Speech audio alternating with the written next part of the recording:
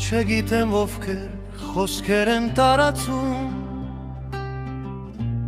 որ ապրում եմ ուրախ և անհոգ, կյանքում ամենա երջանիկ եմ ապրում, և ամենուր ժպտում է բախտս։